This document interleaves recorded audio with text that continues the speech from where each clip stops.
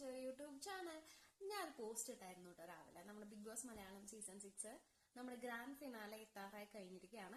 So top 5 നമുക്കുണ്ടോ നമ്മുടെ മനസ്സിൽ? ഇപ്പം നമ്മൾ കഴിഞ്ഞ സീസൺസ്, അതിന് മുന്നത്തെ സീസൺസ് ഒക്കെ ആണെങ്കിൽ നമുക്ക് ഫേവറേറ്റ്സ് ഉണ്ടായിരുന്നു അല്ലെ. അപ്പൊ ഇന്നാള് അല്ലെങ്കിൽ ഇന്നാൾ എന്തായാലും ജയിക്കും, അല്ലെങ്കിൽ ഇന്നാൾ ജയിക്കണം, അല്ലെങ്കിൽ ഇത്രയും പേര് ടോപ്പ് 5 വരും എന്നൊരു ഇത് നമുക്കുണ്ടായിരുന്നു. പക്ഷെ ഈ സീസണിൽ അങ്ങനെ നമുക്കുണ്ടോ? അപ്പൊ അങ്ങനെ ഇട്ടപ്പോ ഒരു കമന്റ് വന്നതാണ്, ടോപ്പ് 5ന്റെ കമന്റ് ആണ്. ജാസ്മിൻ, അർജുൻ, സിജോ, ശ്രീതു, ജിൻഡോ. പിന്നെ പറഞ്ഞ വന്നത് സിജോ, അർജുൻ. അപ്പൊ രണ്ടെണ്ണത്തിലും അർജുൻ സെക്കൻഡ് ആണ്. അർജുൻ, ജാസ്മിൻ, അഭിഷേക്, സായ് ഓർ ശ്രീതു ഓർ ഋഷി, ആരെങ്കിലും. അപ്പോ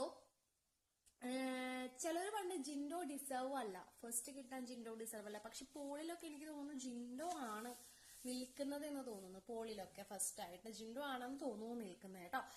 അപ്പോ ഈ അർജുൻ, നമ്മൾ ഇതിൽ പറഞ്ഞിട്ടുണ്ട് അർജുൻ എന്നാണ് ഒരു കമന്റ് വന്നിട്ടുള്ളത് കേട്ടോ. സെക്കൻഡ് പൊസിഷൻ അർജുൻ ആണ് പറഞ്ഞിരിക്കുന്നത്, അർജുൻ. പിന്നെ അതേപോലെ ശ്രീതു വന്നിട്ടുണ്ട് ടോപ്പ് 5 പറഞ്ഞിരിക്കുന്ന കമന്റ്സിൽ.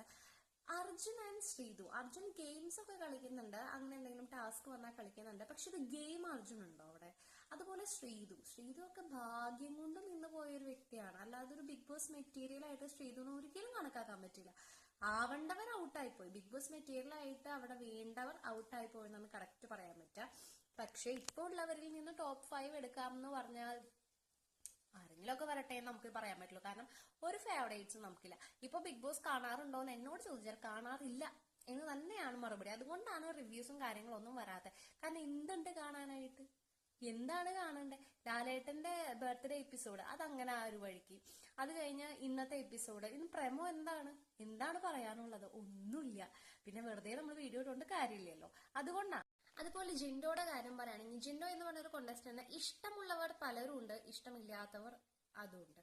അതായത് ജിൻഡോയുടെ പോളുകളിൽ നോക്കിക്കഴിഞ്ഞാൽ, അല്ലെങ്കിൽ കമന്റ് സെക്ഷൻസ് ജിൻഡോനെ കുറിച്ച് നമ്മൾ ചോദിച്ചു കഴിഞ്ഞിട്ടുണ്ടെങ്കിൽ നെഗറ്റീവ്സും വരുന്നുണ്ട്, പോസിറ്റീവ്സും വരുന്നുണ്ട്. ലൈക്ക് ജാസ്മിനും അങ്ങനെ തന്നെ. അപ്പൊ ജിൻഡോ, ജാസ്മിൻ എന്നൊക്കെ പറഞ്ഞാൽ ഓക്കെ, അത് നമുക്ക് പറയാം, അവരൊക്കെ ടോപ്പ് 5 വരണം. കാരണം ജാസ്മിൻ കൊണ്ടുപോയിട്ടുണ്ട് ഷോ, ജിൻഡോ ഒരു പരിധി വരെ ചില എപ്പിസോഡ്സ് കൊണ്ടുപോയിട്ടുണ്ട്.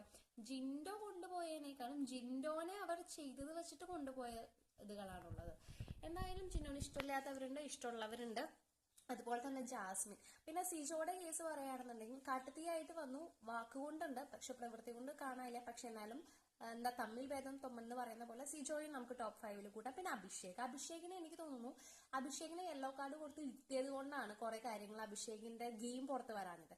പക്ഷെ അഭിഷേക് ശരിക്കും പറഞ്ഞ ടോപ്പ് 5 വരേണ്ട ഒരു കോണ്ടസ്റ്റന്റ് തന്നെയാണ് അല്ലെ, നല്ലൊരു കോണ്ടസ്റ്റന്റ് ആണെന്ന് നമുക്ക് പറയാം.